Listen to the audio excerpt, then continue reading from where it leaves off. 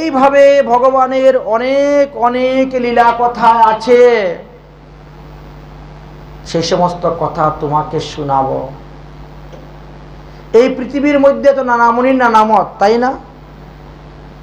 কেউ ব্রহ্মার পূজা করেন, কেউ বিষ্ণুর পূজা করেন, কেউ মহাদেবের পূজা করেন, কেউ অন্যান্য দেবদেবীগণের পূজা করে যাচ্ছেন। পৃথিবীর মধ্যে শ্রেষ্ঠকে, কার পূজা করা কর্তব্য, এই কথা নিয়ে যখন সিদ্ধান্ত স্থাপন করা হয়েছে, তখন মুনিগণের মধ্যে, ঋষিগণের মধ্যে ঝগড়া শুরু হয়ে গেছে।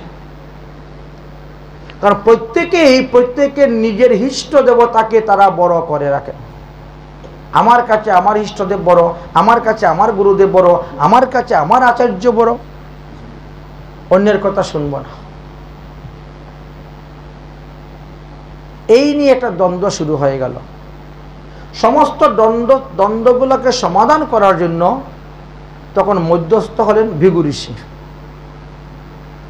ভৃগু ঋষি বললেন, তাহলে আমি যাই পরীক্ষা করার জন্য। আমি পরীক্ষা করে দেখে আসব কে বড়। সেই পরীক্ষাতে যে ফাঁস হবে, যে বড় হবে, তাকেই সকলে পূজা করতে হবে।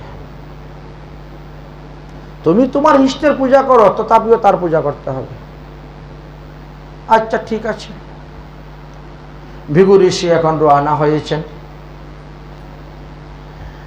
ভৃগু ঋষি রওনা হয়েছেন। প্রথমেই তিনি ব্রহ্মার কাছে গিয়ে উপস্থিত। গিয়ে দেখেন ব্রহ্মলোকে খুব নাচ গান হচ্ছে। ভৃগু ঋষি গিয়ে এক পাশে দাঁড়িয়ে আছেন। দাঁড়িয়ে তিনি দেখতেছেন। নাচ গান শেষ হয়েছে। ব্রহ্মা তখন বললেন, কি হে ভৃগু ঋষি, তুমি যে এতক্ষণ ধরে ব্রহ্মলোকে এসে দাঁড়িয়ে দাঁড়িয়ে নাচ গান দেখতেছ, তোমার মধ্যে কোনো শিষ্টাচার নাই? ব্রহ্মলোকে এসেছ, সমস্ত দেবগণের সভা, এইখানে এসে দণ্ডবোধ করবে, প্রণাম করবে, তারপরে সভাতে ঢুকবে, তারপরে বসবে, তারপর শুনবে, দেখবে। অথচ তুমি এত বড় একটা সবার মধ্যে এসে দণ্ডবোধ প্রণাম করলে না। ভৃগু ঋষি বলছে, আমি কেন করবো দণ্ডবোধ প্রণাম? আমি তো তোমাদের অতিথি। আমি তোমাদের বাড়িতে এসেছি অতিথি, অতিথি রূপে নারায়ণ, অতিথ দেব ভব। তোমাদের উচিত ছিল আমাকে প্রণাম জানিয়ে, আসুন আসুন ঋষিবর, আসুন আসুন, বসুন বসুন, এটা তোমাদের করাই উচিত ছিল। ব্রহ্মা বলছেন, বা তুমি আমাকে শিখাচ্ছ? হ্যাঁ, আদব কাণ্ডা। নিজে অন্যায় করলে, দুষ করলে, আর দুষটা আমাদের ঘাড়ে চাপিয়ে দিচ্ছ। তোমাকে স্বাগত জানিয়ে আমরা ভিতরে এনে বসাবো। যারা তোকে মজা দেখাচ্ছি বলেই অস্ত্র তুলেছেন মারার জন্য। ভৃগু ঋষি সেখান থেকে দৌড়তে শুরু করেছেন। রজস্যাং রজস্যাং, তুমি রজগুণী। রজস্বাহুত উক্তং যস্মাৎ সম অবমান্যতে তস্মাৎ সর্ব লোকানায়ম পূজাত্তম সমাপতি। তুমি রজগুণী, তাই তুমি আমাকে মারতে এসেছো। আমি অভিসম্পাদ দিলাম। এই পৃথিবীর থেকে ব্রহ্মা, তোমার কবচ, তোমার মন্ত্র, তোমার পূজা সব লুপ্ত হয়ে যাবে। পৃথিবীর লোক কেউ তোমার পূজা করবে না। দৌড় দিয়েছেন। দৌড়ে গিয়ে উপস্থিত হয়েছেন কৈলাস পর্বত। দেবাদিদেব মহাদেব মহাদেব মহাদেব মহাদেব তখন ঘুমিয়ে আছেন। বিকালবেলা খাওয়া দাওয়া করে একটু বিশ্রাম করছেন, ঘুমাচ্ছেন। নন্দী বাইরে পাহারা দিচ্ছেন। নন্দী বলছেন, এখন ডাকবেন না, এখন তিনি বিশ্রামে আছেন মাতা পার্বতীকে নিয়ে। এই অবস্থায় ডাকাডাকি চলবে না, বসে থাকুন চুপচাপ। ঘুমের থেকে ওঠার পরে তিনার সঙ্গে যা বলার বলবেন, যাবেন। এখন ঘুমের ডিস্টার্ব করবেন না। রেগে গেছে। তুমি জানো আমার কত কাজ, আমি কি কাজের জন্য এসেছি, কেন এসেছি জানো? আমি এতক্ষণ বসে থাকলে হবে? শুরু হয়েছে। আর ঘরের ভিতরে কি আর কেউ ঘুমাইতে পারে? পার্বতীর ঘুম ভেঙে গেছে।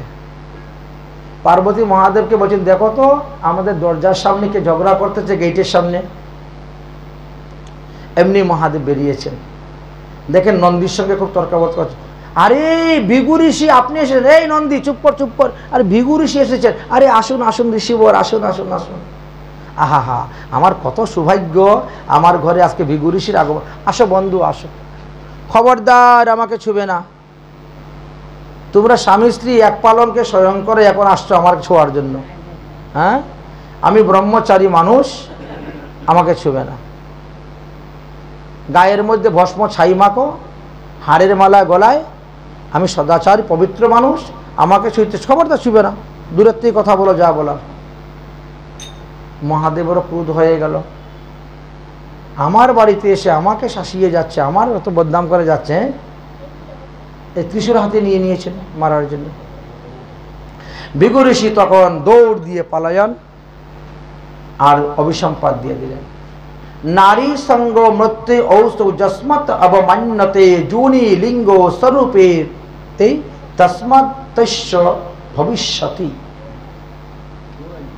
আমি দরজার সামনে এসে দাঁড়িয়ে আছি, তা সত্ত্বেও তুমি তোমার স্ত্রীকে নিয়ে ঘুমিয়ে আছো, আমার কাছে আসলে না।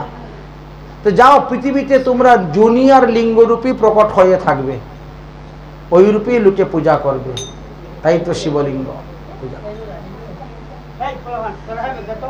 এইবার তিনি রওনা হয়েছেন সোজা ভগবান বিষ্ণুর কাছে।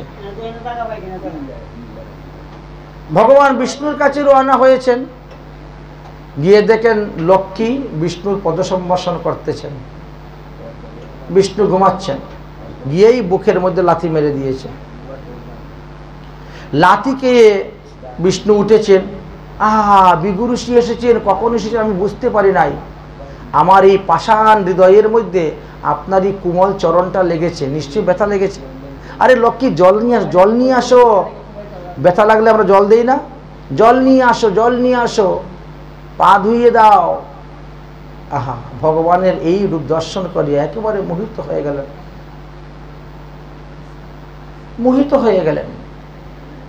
সর্বনাশ, যার বক্ষের মধ্যে লাত মারলাম সে আমার পায়ে ধরে পূজা করে, আর যাকে মুখের কথা বলতে পারি না সে আমাকে মারতে আসে। চিন্তা করতে পারছেন? তখন তিনি বললেন যে ঈশ্বর পরম কৃষ্ণ সচিদানন্দ বিগ্রহ, অনাদির আদি গোবিন্দ, সর্বকারণ্য কারণ। এই গানটি করতে করতে তিনি হাততালি দিয়ে মৃত্যুলোকে আসলেন এবং সমস্ত ব্রহ্মবাদীদেরকে বললেন, তোমরা সবাই বিষ্ণুরই পূজা করো, আর কারো পূজা করতে যেও না, অন্য কোনো দেবদেবীর পূজা করতে যেও না, একমাত্র বিষ্ণু পূজা করো। বিষ্ণু নৈবেদ্য দিয়া, বিষ্ণুর প্রসাদ দিয়ে মাতা পিতার উদ্দেশ্যে পিণ্ডি দান করিও। অন্য কোনো দেবদেবীর প্রসাদ দিয়ে পিণ্ডি দান করিও না, বিষ্ণু প্রসাদ দিয়ে বলে দিলেন। সিদ্ধ বৈষ্ণবের অতি বিষম ব্যবহার, না বুঝিয়া নিন্দিয়া মরে সকলই সংসার।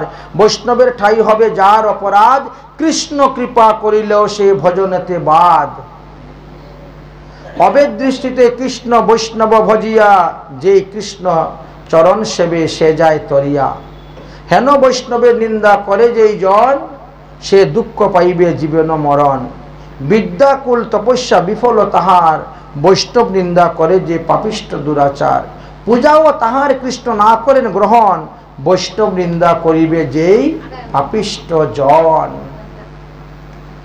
এইভাবে তত্ত্বকথাগুলা ঘোষণা করলেন। তখন সবাই মিলে তারা বিষ্ণু পূজা করতেই শুরু করলেন।